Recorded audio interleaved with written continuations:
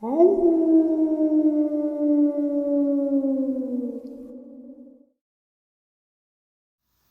greetings and salutations, everyone. I hope everyone is still doing well, and welcome to tonight's second half. Before we jump into this very terrifying event, a couple links.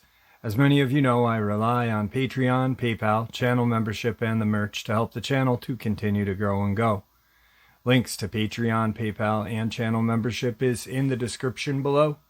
Merch displayed directly under the video. Also, Dogman Frightening Encounters, Volume 1 through 3, the audiobook versions. They were written and researched by Tom Lyons, narrated and produced by me, Jeff Nadolny. Those audiobooks are available on Audible, Amazon, and iTunes, links to which are also in the description as well. And finally, last but definitely not least, if you'd really like to help support the channel to continue to grow and go, simply subscribe. It does not cost a cent. Click the like button, takes half a second. If you don't want to miss out on any of the informative uploads I put out daily, click that bell icon, and folks, please leave a comment. Why? Well, because all of these things really do help the channel to continue to grow and go. And yes, folks, they definitely do matter. Now, everyone, I have taken far too much of your time. Let's jump in to tonight's second half, shall we? All right, everybody. Tonight I have a guest and subscriber whose name is George. He served in the Marines, and he has a couple of encounters that he would like to share with us tonight. George, how are you tonight? I'm good, Jeff. How are you? I'm very good. I want to thank you for coming on the show, and thank you for your service to this great country we live in. The floor is yours, my friend. Share away. All right, man. Thank you, and thanks for that. That means a lot to us vets, man. I guess to me it all goes back to 1994. I was a young kid, 20 years old. 19 actually. I was fresh out of boot camp from the Marine Corps, and then I was shipped out to Camp Lejeune, North Carolina, a little base called Courthouse Bay, for combat engineering school. So, being from California, like the Central Coast in the Pacific, it was a big shock to be in North Carolina where it's just trees everywhere. So Courthouse Bay, it's like I said, it was just mostly all trees, very dense. It seems like they just clear an area and they build stuff on it, and it's just surrounded by trees. So I was probably about a month into school, and it was my time to pull duty. So there's probably about 4 or 5 posts that had to be patrolled, and I got 2 days of patrolling a big parking lot for all the heavy equipment. So Courthouse Bay, it's for combat engineering school, but they also have heavy equipment operators that train there. So there was a big parking lot with cranes, Humvees, 5 tons, and all that stuff. So that was what I got 2 days of duty, and it was pretty easy. It was only from 9 to 11, so it wasn't bad. So what ended up happening is my first night being there, and being young, being dumb, I decided to take one of these Humvees for a test drive, So I got caught driving one of these Humvees trying to pick up one of my other buddies at the barracks. So my punishment was either get written up, get like an official write-up, or do a whole week of duty, which I ended up taking. So I got a full week of duty from 2 o'clock in the morning till 4. So those were like rough hours. So that was my punishment. So the way that the parking lot was, like I said, everything's surrounded by woods, and there was a fence that surrounded it. So the lighting, there was a big old. I remember there was a big old light, like a floodlight, in the middle of the parking lot that pretty much lit the whole area. So after about remember the second night of being there, I start seeing shadows in the woods. You know, as I was patrolling, I would see shadows. So one of the things that was very common surrounding Courthouse Bay was all these little trails for training. So there was machine gun pits that were dug up, and all these perimeters that were laid out for training. So I chalked it up as, you know, some Marines doing some late night training, because you would see these shadows kind of just, you know, 50 yards into the wood, you know, as far as I can see, there's this dark shadows that were moving about. And then I start seeing red lights, you know, which you know, is very common for nighttime training. You know, they give us these flashlights with these little red lens. They put in a flashlight, and that's how you do a nighttime, you know, navigation and maneuvering. So that's what I thought. I thought it was just Marines training with flashlights. So probably about the third night, you know, after seeing that stuff, and it wasn't all the time, it was just, you know, here and there. But the third night into duty, and I was really tired by then. You know, I was doing school from like 7 or whatever till 5 or 6, and then 2 o'clock in the morning at 4 doing duty. So I started getting tired. So I started telling myself it's probably just me being tired that I was seeing these shadows. But now I was seeing this stuff inside the parking lot. And I remember it started freaking me out. I remember walking to like the center of that big floodlight on the parking lot, and I would just stand there because that's where I felt the safest. And I would watch dark figures, you know, jump on like 5 tons or cranes or bulldozers, and kind of circle the whole lot. So it kind of started freaking me out. So that night during my patrol, I found a van, a white van that was parked up against the fence, and it wasn't locked. So I'm thinking, you know, I got about another hour left of duty. I'm just going to jump in this van and catch some Z's. So I jumped in the van, and I dozed off pretty quick. And I remember waking up to the radio. There was like something happening on the radio, like a crack, you know, I started hearing some crosstalk going on. It woke me up. So I started getting up and put my belt back on, and all I had was a baton stick and a flashlight. That's all I had in my radio. And so I started getting myself together, and all of a sudden I start hearing stuff in the woods, you know, like some footsteps and some branches that were breaking.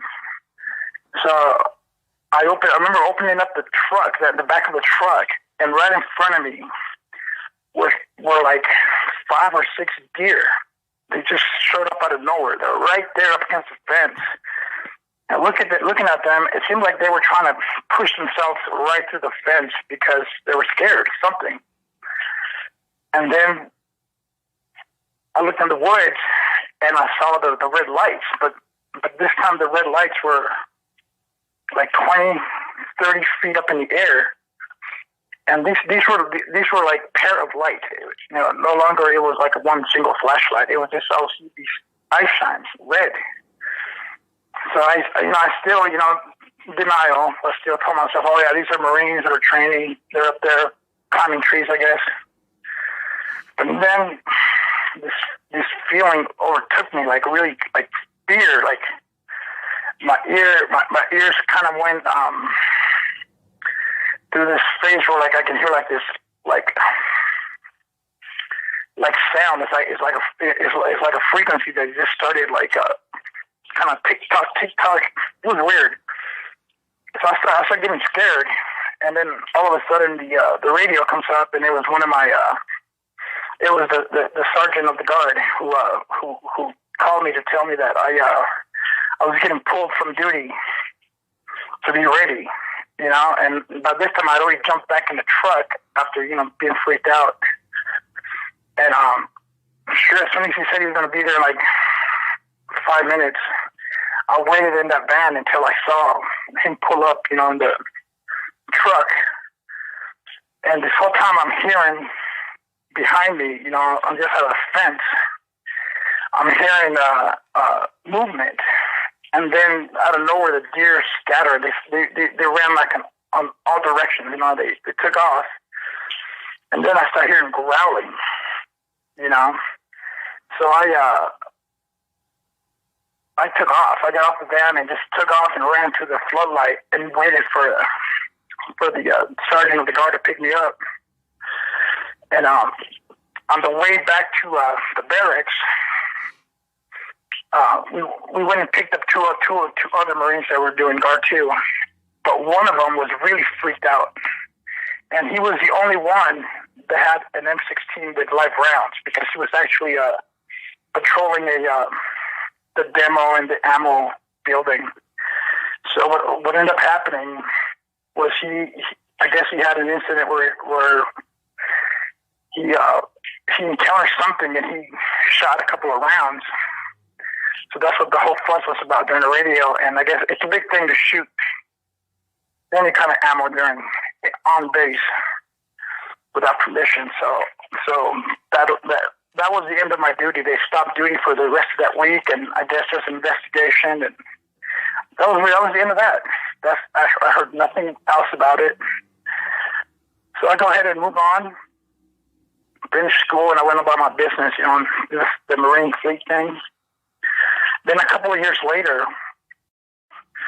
to a corporal, I went back there to Courthouse Bay to do journeyman school, a little bit advanced of what the basic combat engineering school was.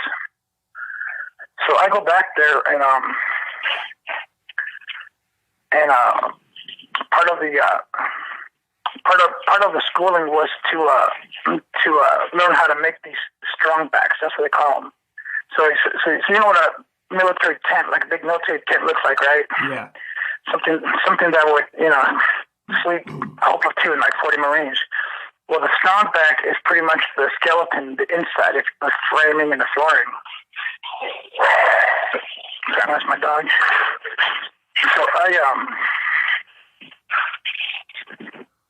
So that's what we're doing. We're doing a strong back training, building these strong backs. And one of those days during the week, there had to be a couple of us that had to stay back and clean up the shop, throw away the tools and stuff like that. So there was 4 of us that volunteered for like 2 or 3 days to clean up. And so during that time, we played some spades and had a couple of beers. And the table was right there in the middle of the strong back with a little window next to us. And there was a fence that was right on the other side, maybe like 5 feet away from the strong back. And animals would pass right through there. I remember a deer passed one time, and then there was a coyote that passed. And then there was one of the Marines, I forgot his name, but anyways, he had the habit of, as the animals were walking from front to back of the building, he would run towards the back and get to like the little porch area and just jump out towards the fence and try to scare them. I thought that was pretty funny, And he did. He scared a couple of deer. But I remember one time we were sitting there, and from the peripheral, I see a wolf. To me, it was a wolf. On 4 legs. And I'm like, what? A wolf here? And he gets up again to do the same thing, right? And he was way ahead of us. He ran, gets to the back, and then he jumps. And I guess I didn't see this part because I was behind him, but I guess the wolf stood up, and he was like, he says this thing was like 10 feet because he was taller than the fence. And he launched at the fence. That thing launched at him. And I guess the wolf or the Dogman, which I now know to be, rattled the fence. And and the dude passed out. When we got there, he was laying down, and the Dogman had we caught the tail of him. We caught him as he went into the woods. But this thing was big, you know. I still didn't put it together, you know. Was he on all fours when you guys saw him? Yeah, he was on all fours, running into the woods. Okay. And this thing was like completely black. It was just a black animal. And to me, because I just saw him on all fours, he seemed like big. To me, he seemed like a big wolf. So that was it, man. The Martinez, that was his name, Martinez. He had a hard time with that, man. I remember he had to go home because he couldn't be at school anymore. He had a hard time with this, and all I got from him was that the thing stood up and growled at him, and it launched itself at him, and the only thing that stopped him was that fence. That's all he remembers, and that was it. He went back home, back to his unit. So that was it, man. That was my first two encounters, man, and I never thought about it. You know, to me it was just something that happened and weird, I guess. It's not like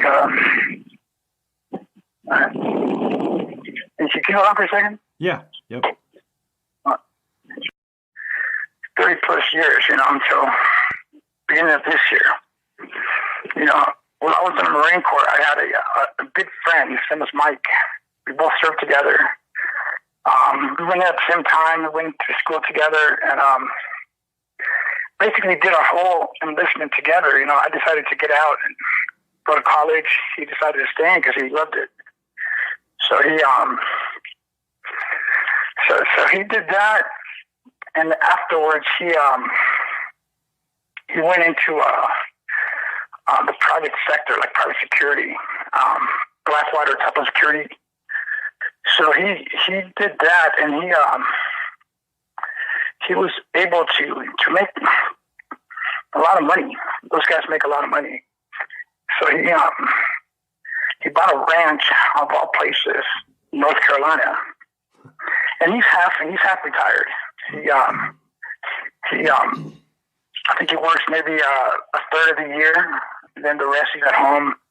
But I've been in touch with him the whole time, you know. So he calls me up, and he wanted me to help him put together a remote telescope, something you can operate from anywhere in the world, you know. And so I took a week off work, and I went there, and we did that. It was a cool project, man. We put this telescope together with cameras and all that cool stuff. We even put a drone. We even like program a drone to do like a certain pattern of like perimeter flyover, and then go back to his little docking station. So this took us about 4 or 5 days. And then the Saturday that week, we were doing some shooting. And one of the things I loved about the Marine Corps is all the shooting we did, man, like shooting all the 50 cals, the saws, all those cool Mark 19 and all that stuff. So one thing he has is a lot of weapons. You know, he's in security forces, so he has a lot of weapons. Some stuff that I don't think it's legal, but he has all that stuff. So the whole week was cool because, you know, I'll be out there working on the telescope, and I have a, you know, AR or a Desert Eagle, and I'll just start shooting at stuff. So it was cool. So that Saturday we were supposed to meet up with one of his buddies who also bought a ranch nearby. And we were supposed to meet up with him because our friend Mike put a IR scope on his sniper rifle. So we were going to do some sighting on it. And we had set up a target, like a watermelon with a scope, to try to duplicate that famous shot that Carlos Hatchcock did. You know, his famous Marine sniper who shot another sniper to the scope right into the eye. So, you know, we try to duplicate that. So we put a watermelon out there now, a couple hundred yards out there with a scope. And I remember I was out there, just taking some shots when I see a deer. They kind of just, to me, it didn't seem right the way it was walking. It kind of stumbled, to my, near the watermelon, near our target. And I'm like, oh, check this out, Mike. It's a deer. So he grabs grabs a rifle and goes, oh, yeah, that's it. And then before I knew it, he shot it. So he shot this deer. So we walk over there. I just, for some reason, I had a weird vibe going on. I just didn't feel right, And then the deer had like this cyst on one of the hind legs, and this thing was the size of almost a damn baseball, man. It was just a big cyst, and my friend Mike gets his knife and he pokes it, and all this pus just like squirts everywhere, all over my leg, my pant leg. Grossed me out, man. It was just nasty. So I'm walking over to his truck to my gym bag was in there, and I had some sweat, so I went over there to change. And this whole time I was there, the whole week, I was always carrying a Desert Eagle because it was, it's cool. He had extra weapons, so I always had a Desert Eagle. And that time I didn't take it with me, so I walk over to the truck, which was probably about 200 yards away from where Mike was. And I remember getting the gym bag out, and I was getting ready to drop trout right there and change. But I'm like, no, what if Mike's friend shows up and he's got a girlfriend with him? I better jump inside the truck. And he had a shell. And I jumped inside the back of the truck, and I was changing. And all of a sudden, man, I got that weird, everything went silent, and kind of like, it just kind of like this fear kind of took over, man, and I don't understand why. I'm sitting there, halfway, my shorts halfway on, and all of a sudden I feel the presence of something, like right on the other side of the truck. There's something there, and for some reason I did not want to look up and see, but something was there. So I thought it was Mike's friend. So I'm like, hey, man, his nickname was Slimer. So I'm like, hey, Slimer, it's me, man, George. I got your sniper rifle right here, man. So I started talking to him, and nobody was talking back. But there was a figure right there. I can just see like the dark outline of it. There was dogs. To me, I thought they were dogs. They were just, jumping around, circling the truck. So that's why I thought it was his friend. I'm like, oh, he probably brought his dogs with him.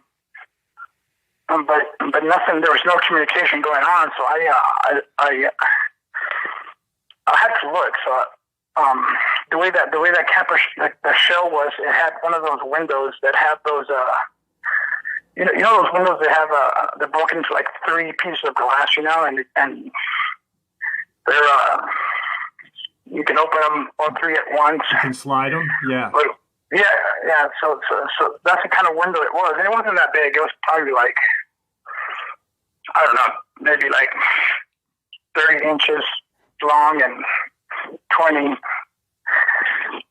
So I look, and all I see was black, like fur, right? It was like fur, and it's dark. It's like dark black. It was plain daylight, and this thing was so black that it just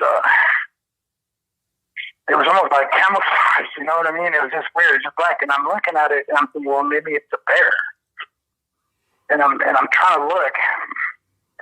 All I can see was just fur, and then I kind of dip down and I look at the very corner of that window, and that's when I see eyeball. And I started to kind of put things together, and it was. Can you imagine one of those doll houses? You know what I mean? Like maybe like a 3-foot doll house has a window, and then you're gonna kind of look inside. You kind of crouch down and look. Yep. That's what it was doing. It was kind of crouching down and looking down at me. So its face was kind of away from me, but up in that corner of the window, and it was like a yellow, strange eye that was looking at me. And I don't know what this thing was, man. I'm just looking, I'm going, what? I'm trying to process what is this thing? And then it moves. It kind of tilts its head, and that's when I see the snout. I see the snout, and it was like a shark, man. It had teeth, like, it almost seemed like it had 3 rows of teeth, man. There was just lots of teeth, like, that. It was just like way too many teeth. I don't know how they fit in this thing's mouth, you know? And it looked down at me, and then it really crouched down, and that's when I saw both eyes. And this thing is like, I don't know if it's grinning or whatever, but the teeth are all out, and like its mouth is kind of all the way back on both sides, and it's drooling. And then it, man, this is where I have a hard time at. Take your time. It's all right. It gets its finger. And it's a finger, man. It's not a paw or anything. It's like a finger, and it puts it. Those windows were slightly cracked open, and it gets like a finger. And this, you know, the only thing I can think of is like a honeybacker. You know, honeybackers got those black fingernails. Yeah. Like a hand like that. It takes its fingers and it runs from one end of the window to the other. You know, underneath one of the glasses, like that. And he's doing that, and this point, man, my heart is just beating. And you know, mind you, I have a sniper rifle right here next to me. You know, I have just, you know, throw in the magazine, you know, but I wasn't thinking of that, man. I was just frozen, and this thing is running its finger back and forth on that glass, man, and I can see the like little powdery stuff that he was scraping off the glass. And the whole time he's looking at me, and he's grinning. He's grinning. And all I can do is just sit there, and I couldn't move.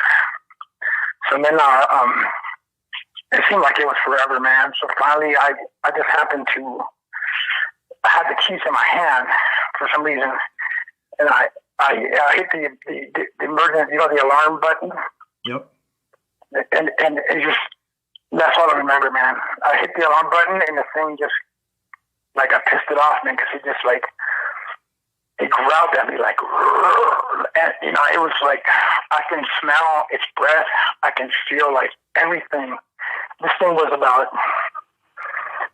4 or 5 feet away from me, you know, and I felt everything, man. It was like it went through my body and my chest, and then it resonated inside my organs, you know, like, and I did it. I blacked out, man. I passed out, you know, and I woke up, and Mike was there, and he's yanking the keys off my hand because I had the kung fu grip on the keys, you know, and he ripped them off, and he's on his cell phone with someone. He's like, what I remember him saying was, the bitch is back. The bitch is back. You know, and that was it, man. I was in and out of consciousness for the next couple hours. Wow. And he takes me back to his place, and it was a blur, man. I got home. He put me on a plane, and I got home. I don't know if it was a Sunday. I think it was a Sunday. I got home, and the weird thing is, I just, you know, the whole week was a blur, man. It was a blur. I didn't even know how I made it through a week of work. You know, thank God I worked from home. I was doing technical support from home. I didn't have to physically go anywhere. But I eventually ended up getting laid off because I couldn't perform. I could not do my job, man. I could not concentrate. It's black, and laying on the couch or dozing off, I would wake up and I was like pretty much laying on this beast, you know.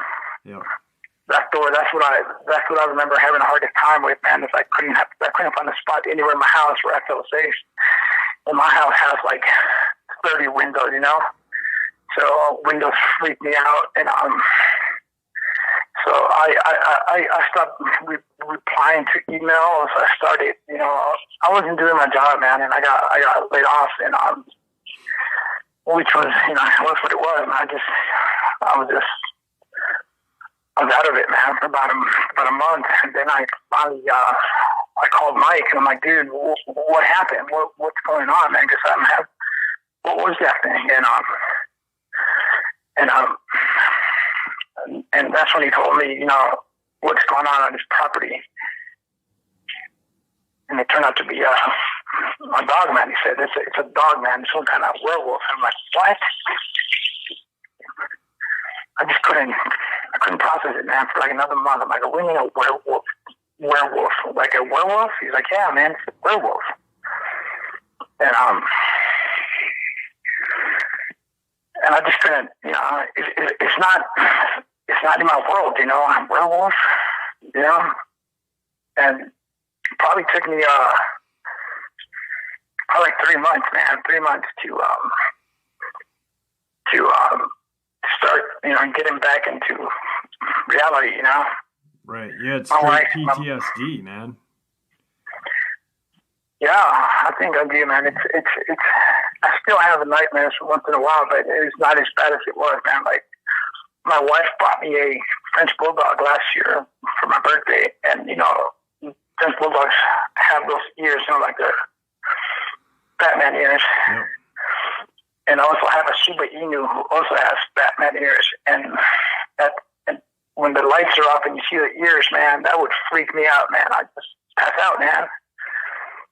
I would just be like, I guess they call them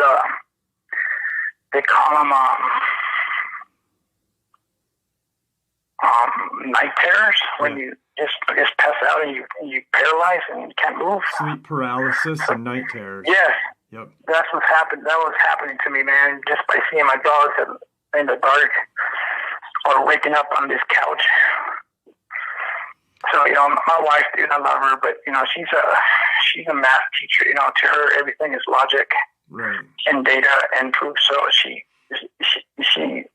knows that I saw something traumatic, but she does not, believe it's what it was. So that's as far as I can go there, as far as support. Right. But she does support me, and she's with me, but she just doesn't fully accept the fact that what it was, What about your friend Mike? What about talking to him about this? And I talked to him, and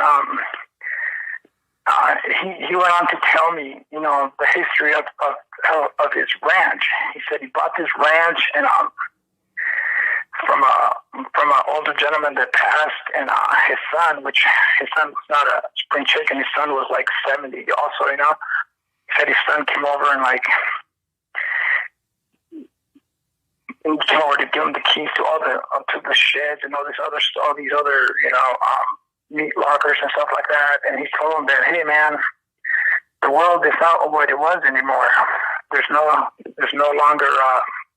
This is the comment that he made. There's no longer just the big man. There's other stuff. My buddy was like, he didn't know what to say to that. He's like, okay. But he said that,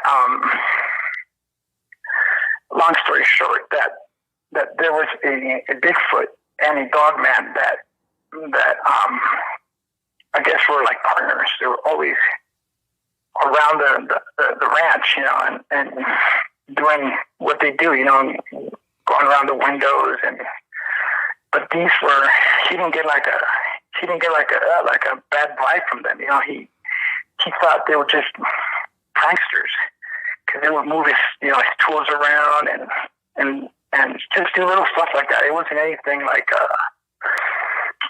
anything that was you would anything dangerous or anything that you would feel threatened. Right. And I guess one week things changed, man. There was like a different howling, like a different. He said he would hear the Bigfoot make screams or whatever the noises they make, and the Dogman would return it with like a little howl. yip or whatever. But one time he said that there was something else, like a bigger, stronger howl that he started hearing. And he said the forest was restless, and there was like back and forth running, like people, it was like a bulldozer out there. And he said that he got like a really strong vibe that it wasn't safe. So he took off, man. He went to his mom's for about a week or two. And he said that when he came back, it was always like a bad presence that was there. And he never saw the Bigfoot or the other Dogman anymore. It was just one big Dogman that I guess one time just stared him down. I guess he showed up and he said he parked his truck and this thing was right there, like next to the shit, just looking at him. And he said this thing was huge, man. He said this thing was like 11 feet tall, man. And he called his buddy, man. He called his buddies that were security with him, and according to him, he didn't want to tell me too much. But I guess one of his friends had experience with this thing, and the guy shows up with like 3 or 4 of those Turkish dogs, man. I don't know if they are, like big candles or tangles. With the big Turkish sheepdog, man, that's what they say. Show up with like 3 or 4 of them, and he shows up with them, and I guess I don't know if they chased him off or not. They chased off this thing, and he was like Dogman free for about a year. Like this thing wasn't around anymore. Right. Till I came over, you know. Wow. And that was it. When you saw it, or did your friend, did you see a tail, or did your friend mention if it had a tail? Like I said, I was in the back of the bed, Right, man. so I only had that little window. Had that little window to look out, so I didn't see the tail. I didn't see the legs. All I saw was like pretty much like his left shoulder, and just the face, kind of his chest, and then the snout, because he was kind of dipping down to look down at me. That's how big this fucking thing was, man. He dipped down to look at me, and like my friend drives a Raptor, you know, it's big old lift, you know, so all I saw was the eyes, man. The eyes is what, man. I was scrolling through Netflix the other day, and there's a movie, I think it's called Lucifer, and the picture on that, it's got those same yellow eyes, man. They remind me a lot of this thing, man. They're yellow, but you can see you can still see the pupils inside there, right? Like a wolf, man. But it's like yellow orangey.